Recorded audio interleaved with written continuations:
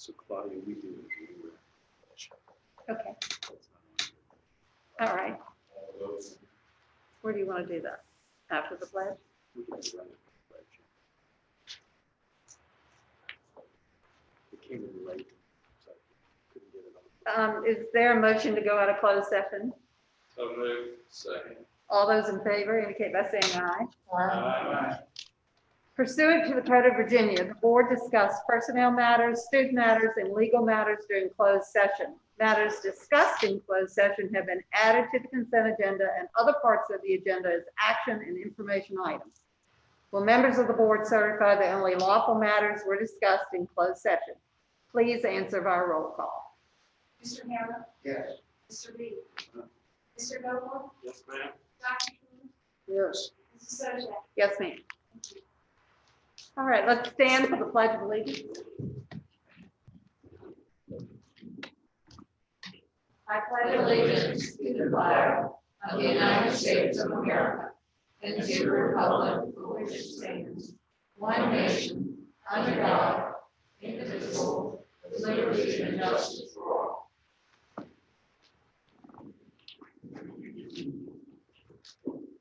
Dr. Gretz, do you have a recognition? Yes, I do, Madam Chair. Thank you. And we're delighted to have MHS teacher Mackie Hall with us. I think he's going to be on the screen up here for you and for those that are attending virtually. Mackie, can you hear us okay?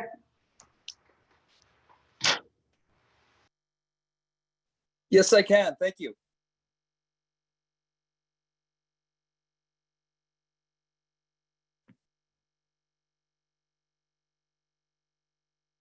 Can you hear me? Helping members of the school community wrap their heads around different aspects of our reopening. Mackie has some specific expertise in this area, and he has given very generously of his time, his talent, his equipment, his expertise, and he's come in and he's helping us to do these videos. He doesn't just shoot them, but he edits them, and he processes them, and he gets them ready. And if you've seen them, now the acting talent, at least where the superintendent is concerned, is very amateur, but the production is very, very high quality. And I just wanted us to take a moment with our school community and to thank you, Mackie, for that work that you're doing on our behalf. It's all done very generously on your own personal time, and we're just very grateful. So thank you. Thank you. I appreciate it. I'm always happy to help. Is there any way we can have audio? Thank you. Happy to help. We're working out the kinks here.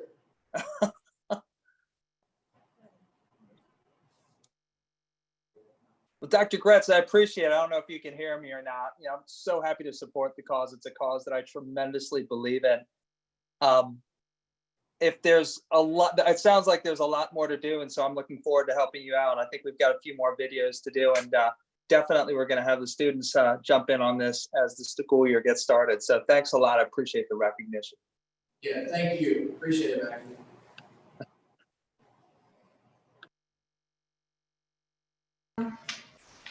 There are a few financial additions to the agenda. Can I have a motion to approve those? So approved. So moved. Is there a second? Second. All those in favor indicate by saying aye. Aye. Any opposed? Okay. Public announcements. August 10th, new teachers report. They reported today. August 12th, all staff members report. August 20th, there are virtual open houses for MES and SCW, St. Clair Walker, from 4 to 5. There's a break, and then 6 to 7. So those go on at the same time. And then MHS will be from 5 to 6. Currently, under this public announcement, August the 24th is the first day of school, and September the 14th will be the next school board meeting at the Cook's Corner office complex. At this time, we will open the meeting for public comment. Okay.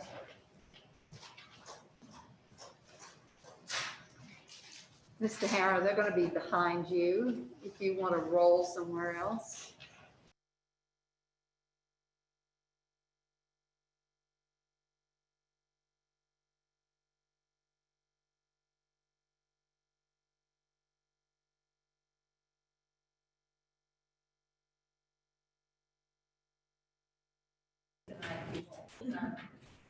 There with us.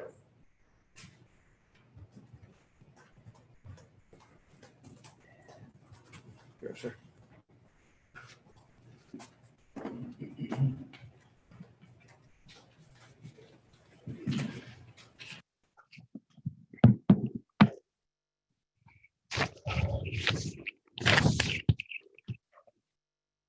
Good evening, Madam Chairperson, members of the board, Dr. Gratz, Dr. Seitz, and other members of the administration.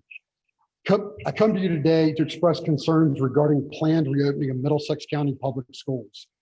My name is Keith Lucas. I'm an 8th grade teacher at St. Clair Walker and have been employed by this county for 5 years. I teach math and civics, so I hope me being here will serve as both a lesson for my students, past and present, as well as give us a pause to rethink our strategies. I'm asking tonight that you reconsider the plan to reopen and opt for a virtual start for at least the first quarter.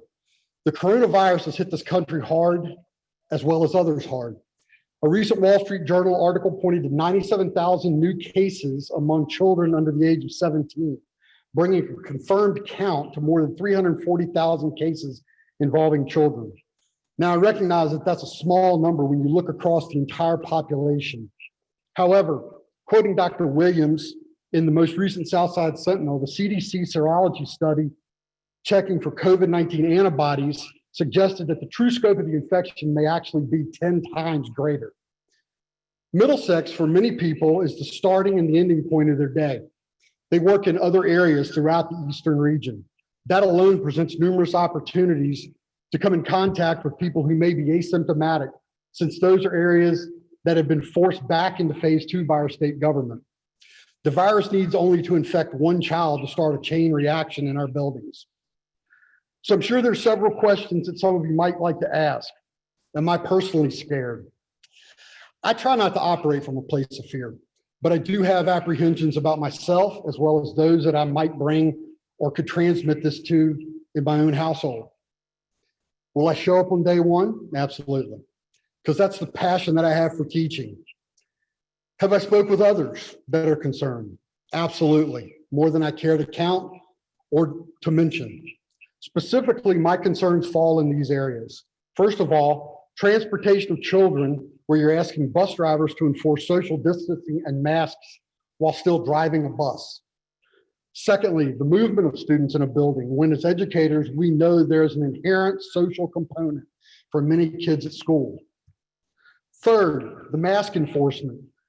When the Board of Supervisors were actually unable themselves to come up with a mandate or an ordinance, yet you're asking educators to have a mandate in a building and during a class, which is what we actually need for any kind of safety for other people. And fourth, the continued rise of cases in Middlesex. If you use the most recent number reported by the state of Virginia, 42 cases and 1 death could easily be translated to 420 cases using the 10 times CDC number. I have the utmost respect and confidence in Dr. Gratz and Dr. Seitz, as I've expressed to them, as well as the committee that put this thing together. It may very well be the best plan and the most perfect plan. However, as I look at localities from West Point to Lancaster, as well as our neighbors to the west in Richmond and other areas within our region, I see virtual openings varying from 9 weeks to first semester. I really do not want to see Middlesex be the Three Rivers experiment for a hybrid opening. Dr. Gratz for months has closed emails with, we're in this together. Yes, we are. And as a member of the so-called front line, I ask you to please reconsider the plan at the very least to provide a virtual opening for the first 9 weeks, if not for the first semester. I cannot close without one final sentiment. Dr. Darren Pepper, the former high school principal and current superintendent in Kremlin, Colorado, said just recently, in the end, it will be impossible for us to know if we overreacted or did too much, but it will be quite apparent if we underreact and did so little. I hope that if we are to err, we err on the side of overreaction. Thank you.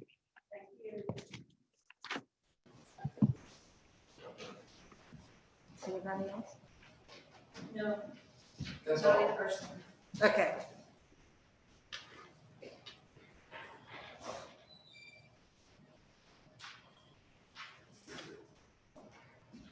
Ms. Jordan, is that door locked? Okay.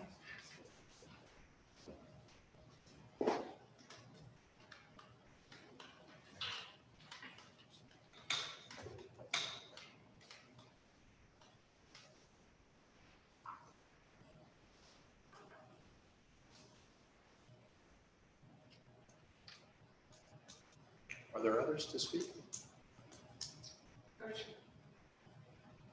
Oh, I see. Steve's, I got you.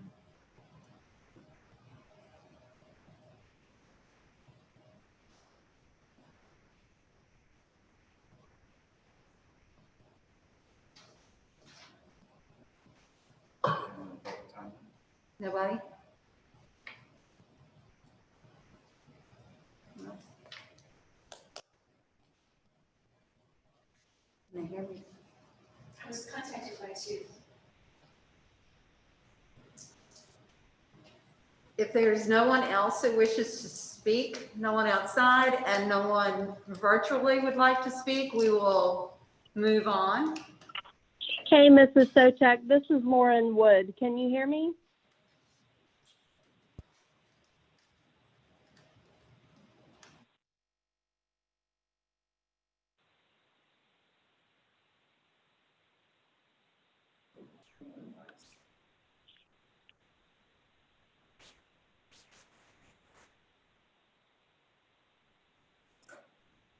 Now we can hear you.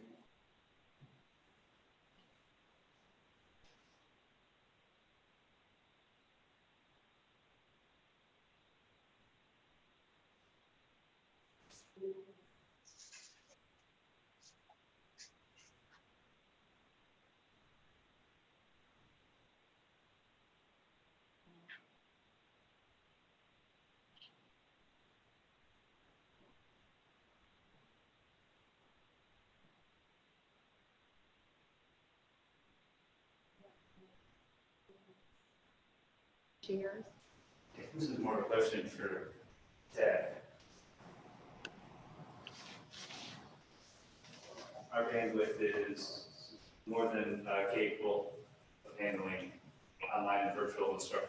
If it's a question for everybody, maybe somebody could read it on the record. Ellen just texted and said Lauren Wood wants to speak, but I don't know where she is. That's the Lori. Yeah, that's, That's Lauren and that. yeah, that's Lorianne.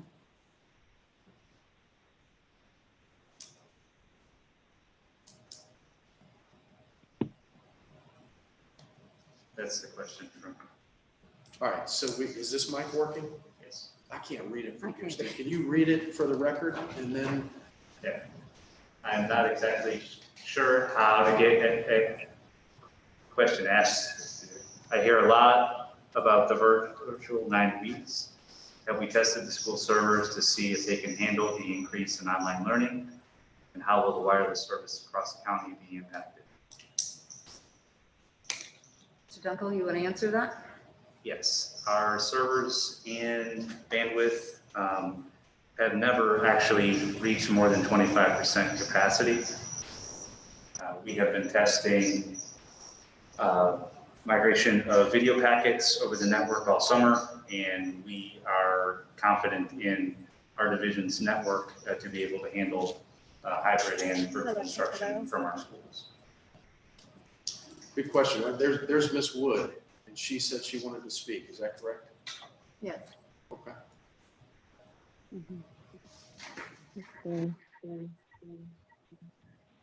Let's see, unmute. Hello, everyone. It's Lauren. Can you hear me? I can hear somewhere. Okay, perfect. Okay, so this is Lauren Wood. I'm calling from Urbana. I concur with the statements that Mr. Lucas had. I certainly am concerned about our school employees as well as So it sounds like it's echoing County. on their end. Do you confirm that you can hear me right now?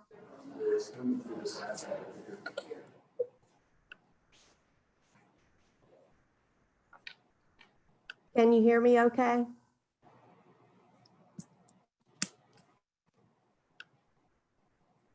You should be hearing it through the speakers.